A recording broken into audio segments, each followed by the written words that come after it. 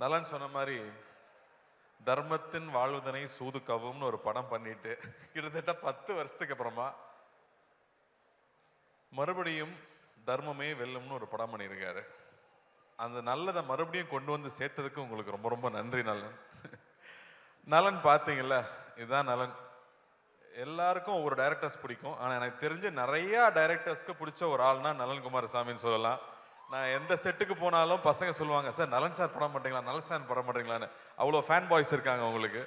இவ்வளோ நாள் காய போட்டது பெரிய தப்பு. அவங்க எல்லாரும் வெயிட் பண்ணிட்டு இருக்காங்க இந்த படத்துக்காக. நலன் வந்து ஒரு தக் லைஃபாவே வாழ்ற ஒரு ஆளுங்க. நீங்க பாத்தீங்கல்ல, இங்க வந்து ஒய்ஃபுக்கு சல்யூட் அடிச்சுட்டு போறாப்புல, இப்படி ஸ்கோர் பண்ணிட்டு போய் நமக்கு திட்டு வாங்கி கொடுக்குற ஒரு ஆளு. எல்லாத்துக்கும் அவர்கிட்ட வேற ஒரு பிலாசபி இருக்கும். சனா சொன்ன மாதிரி வேற ஒரு பிஹேவியர் இருக்கும். சுதுக்கவும் பார்த்துட்டு இந்த ஒரு டயலாக் வச்சிருப்பாருல்ல, இந்த வேலையை செய்யறதுக்கு ஒரு குருட்டுத்தனமான முட்டாள்தனம் வேணும், ஒரு குறுக்குத்தனமான புத்தாள்தனம் வேணும்னு. உண்மையாவே நலன் படம் பண்றதுக்குமே அது தேவை. ஏன்னா அவர் சொல்ற ஐடியாவை புரிஞ்சுக்கிறதுக்கு கொஞ்சம் நேரம் ஆகும். அந்த ஐடியாவை புரிஞ்சுக்கிட்டாலும் நம்ம அதை இமேஜின் பண்ணவே முடியாது. எனக்கு 1000ல் ஒருவன்ல அந்த மாதிரி ஒரு அனுபவம் இருந்துச்சு.